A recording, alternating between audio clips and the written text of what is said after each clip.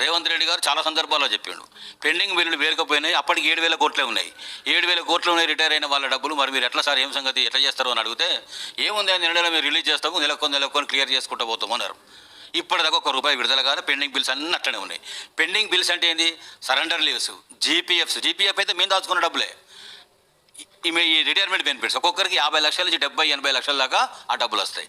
ఆ డబ్బులు వాళ్ళకి ఇస్తే ఆడపిల్లలు పెళ్ళిళ్ళు చేసుకుంటారు, అవసరాలు తీరుతాయి, హౌస్ లోన్లు కట్టుకుంటారు, ఒక రకమైనటువంటి బతుకు ఇంబ్యాలెన్స్ కాకుండా బతకగలుగుతారు.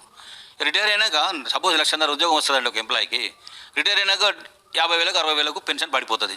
ఎందుకంటే రెగ్యులర్ జీతం ఉండదుగా. నువ్వు డబ్బులు ఇవ్వకపోతే రిటైర్మెంట్ పైసలు వచ్చే, ఉద్యోగం పోయి 60,000 పెన్షన్ వచ్చాయి. మరి ఎట్లా బతకాలి? ఆడపిల్ల పెళ్లి ఎట్లా చేయాలి? పిల్లగాలను చదువులు చదివించుకోవాలి. అప్పులో ఇంటి చుట్టూ తిరిగే వాళ్ళకి ఏం సమాధానం చెప్పాలి? నిన్నటి దాకా చెప్పుకుంటూ వచ్చి రిటైర్ అయితే నాకు డబ్బులు వస్తాయి, నేను ఈ డబ్బులు కడతా అబ్బాయి, నాకు రావాలి, రావగానే కడతా అన్నాడు. రేవంత్ రెడ్డి ఇవ్వడం లేదు, నా డబ్బులు ఆన్నే ఉన్నాయి అంటే ఎంతకాలం చెప్పాలి? 14 నెలలుగా చెప్తామా? ఇప్పటికి కూడా ప్రభుత్వం నెలకి 700 కోట్లు ఒకవేళ ఖచ్చితంగా అన్న మాటకు ఇప్పటికైనా స్పృహలోకి వచ్చి కట్టుబడి ఇస్తే కూడా 10,000 కోట్లు రిలీజ్ కావడానికి 15 నెలలు పడుతుంది. ఈ 15 నెలలుగా రేపటి నుంచి జూన్ 1 నుంచి ఈ జూన్ 1 నుంచి రిటైర్ అయిన వాళ్ళు మళ్ళీ వస్తారు కదా, మళ్ళీ 15,000 మంది నీకు రిటైర్ వాళ్ళు పేరుకపోతారు కదా. అంటే ఏముంది, 5 తీయడానికే 15 నెలలు పడితే ఇప్పుడు రిటైర్ అవుతున్న వాళ్ళు ఆగాలంటే ఈ 15 3 ఏళ్ళు ఆగాల, నీ గవర్నమెంట్ అయిపోతుంది.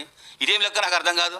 ఇది అయ్యే పని కాదు, జరిగే పని కాదు. 10,000 కోట్లు ఉన్నాయా 9,000 కోట్లు ఉన్నాయా లెక్క చూసి నెలకు 3,000 కోట్లు పెట్టండి, రిలీజ్ చేయండి. రిలీజ్ చేస్తే 2-3 నెలలు క్లియర్ అయిపోయి 2 లక్షల కోట్లు అయిపోతుంది కదా. అట్ట కాదు, ఈ ఉన్న పథకాలను డబల్ చేసి 10,000 రైతు బంధువులు 15,000 ఇస్తా అని, ప్రతి మహిళకు 2,500 ఇస్తా అని, స్కూటీలు ఇస్తా అని, ఓవర్షిప్ స్కాలర్షిప్స్ విపరీతంగా పెంచుతా అని, రుణమాఫీ చేస్తా అని, మరి ఇవన్నీ కూడా నువ్వు ఇచ్చినటువంటి వరాలే కదా. ప్రజలు అడగలేదు కదా నేను. ప్రజలకు ఇచ్చిన దాంతో సంతృప్తి పడ్డారు. బీఆర్ఎస్ ప్రభుత్వంలో బాగానే బతికిరు. అన్ని వర్గాల వాళ్ళు మంచిగానే ఉన్నారు, సంతృప్తిగానే ఉన్నారు.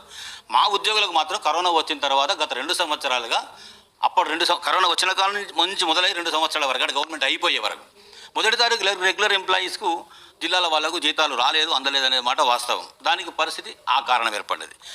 హైదరాబాద్లో ఉన్న పెన్షనర్ కానీ, ఉద్యోగులు కానీ, ఉపాధ్యాయులు కానీ 40% ఉంటారు హైదరాబాద్ చుట్టుముట్టుపక్కల 40 కిలోమీటర్ రేడియస్లో. ఈ 40% మందికి రెగ్యులర్గా జీతాలు వచ్చినాయి 1వ తారీఖు. ఇలా 1వ తారీఖు జీతాలు ఇస్తున్నానని చెప్పుకునేటువంటి రేవంత్ రెడ్డి గారు అవుట్సోర్సింగ్ వాళ్ళకు లేవు, కాంట్రాక్టర్లకు లేవు, అంగన్వాడీ వాళ్ళకు లేవు, ఆశా వర్కర్స్కి లేవు. ఎవరికి ఇస్తున్నావు? రెగ్యులర్ మోడల్ స్కూల్ వాళ్ళకి లేవు. ఎవరికి ఇస్తున్నావు? 010 హెడ్ కింద శాలరీస్ వచ్చే వాళ్ళకి మాత్రం నువ్వు ఇస్తూ అందరికి ఇస్తున్నావు అని గొప్పలు చెప్పుకోవడం కరెక్ట్.